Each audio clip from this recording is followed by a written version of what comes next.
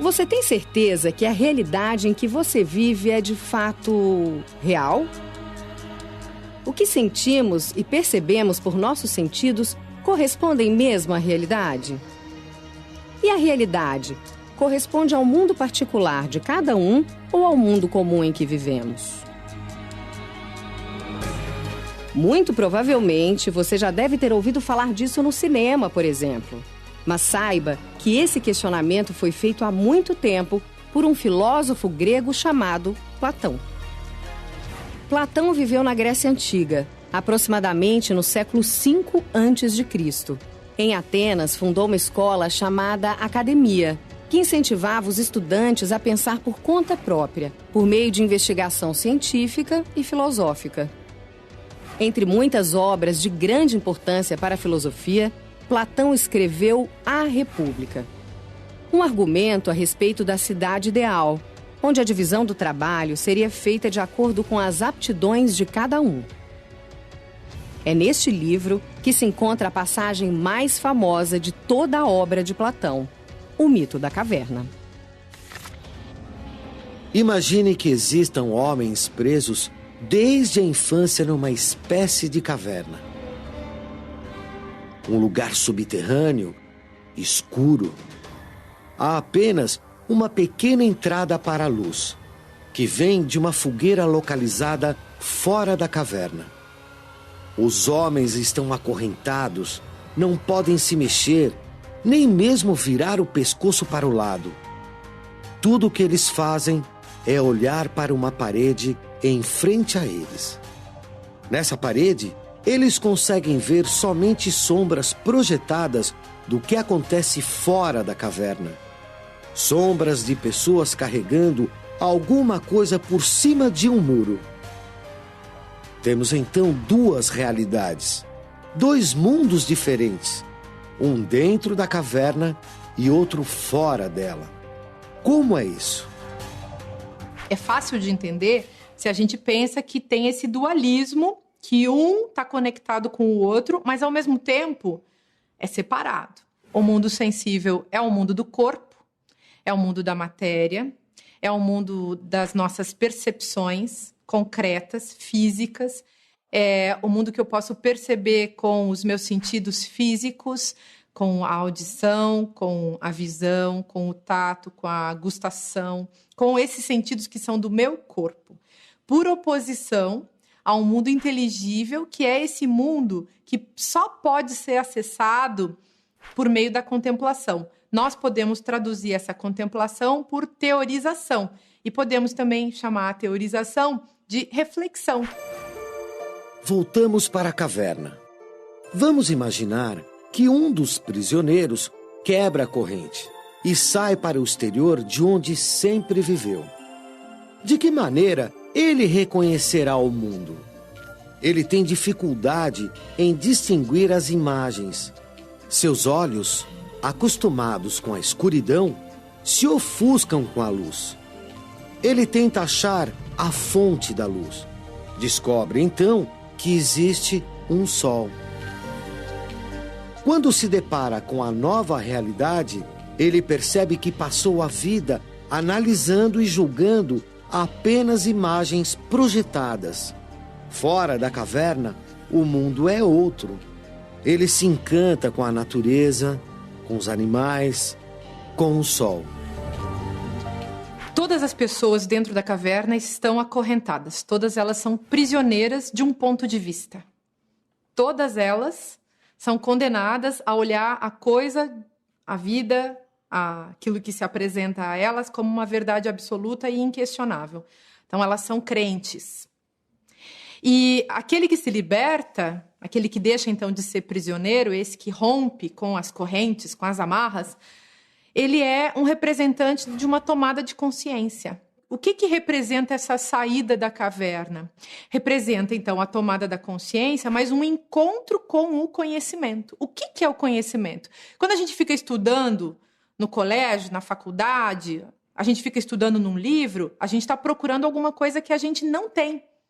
O conhecimento é aquilo que eu não tenho. E por isso que o personagem desse prisioneiro que se liberta, ele fica tão fascinado com aquilo que ele encontra. A luz do sol, a luminosidade, ela é uma metáfora desse conhecimento. O conhecimento que tem a ver, então, com a racionalidade, com a razão, com o pensamento, e que tem a ver com a contemplação daquilo que é maior do que a minha ignorância. A gente pode dizer que a luz do sol que aparece, então, nessa alegoria, ela é uma metáfora da própria filosofia. Por quê? Qual é a diferença que existe entre a filosofia e outras formas disciplinares de conhecimento? A filosofia é o pensamento do pensamento. Por isso que a gente diz que ela é reflexão. Eu começo a filosofar, nós podemos dizer assim, que eu começo a filosofar no momento em que eu me pergunto sobre o modo como eu penso, que pode ser diferente dos outros ou pode ser igual aos outros. Na nossa cultura, a publicidade, por exemplo, coordena o modo de pensar das pessoas. A gente compra todo dia um monte de pensamento pronto. Filosofia não é pensamento pronto. É sempre o meu pensamento, o pensamento que desmonta, que pergunta acerca do pensamento pronto e que começa a perceber que o pensamento pronto é a morte do pensamento. Isso é a filosofia. Vamos continuar com a argumentação de Platão. Fora da caverna, o ex-prisioneiro fica maravilhado com o mundo real. Sente compaixão pelos companheiros acorrentados na caverna. Quer que eles conheçam também o mundo exterior. Decidido, volta à caverna para falar sobre as novas descobertas e dividir o que aprendeu. Quando conta, ele é ridicularizado. Os companheiros acorrentados acreditam somente na realidade que conhecem, as sombras na parede da caverna. Declaram que o ex-prisioneiro está louco. Não! E não querem ouvir o que acreditam ser apenas absurdos. Isso é muito interessante, esse momento em que ele sai e ele volta. Quando ele volta, ele é vítima de preconceito. O grupo que ficou ali dentro continua preso na sua ignorância. Mas, para essas pessoas presas na sua ignorância, elas já dispõem da verdade. E elas se sentem seguras na sua ignorância. Esse sujeito que vem e critica e coloca que existe outra perspectiva, que as coisas podem ser vistas de uma outra maneira, ele vem trazer insegurança. A dúvida é sinônimo de insegurança. Ele traz a dúvida, traz a insegurança. Logo, ele incomoda. Logo, ele se auto-representa como uma ameaça. As pessoas olham para ele como uma ameaça. Uma ameaça à ordem que era segura, que era tranquila, que estava bancando a perspectiva dessas pessoas. E se essas pessoas pudessem olhar para essa diferença e pudessem perceber que ali tem uma novidade e pudessem, então, entrar num jogo com essa diferença, pudessem olhar para elas mesmas a partir dessa diferença, talvez pudesse surgir um diálogo. E o conhecimento é aquilo que advém justamente desse encontro de diferenças ao qual se dá o nome de diálogo. Platão quis demonstrar, por meio da alegoria da caverna, que as pessoas estão presas a uma perspectiva única. Elas estão muito seguras nos seus pontos de vista. Então, não quer dizer que a gente deva, assim, cair numa viagem insegura e de questionamentos que podem nos fazer sofrer, alucinados, paranoicos. Não quer dizer isso. Mas quer dizer que a gente, às vezes, não usa o mínimo de questionamento para fazer evoluir a nossa própria perspectiva. Em outras palavras, Platão quis mostrar que a filosofia é uma ampliação da nossa capacidade de perceber o mundo, de olhar para o mundo e de construir o próprio conhecimento, que é aquilo que nos coloca em contato com o mundo. O mito da caverna de Platão reflete a sociedade atual?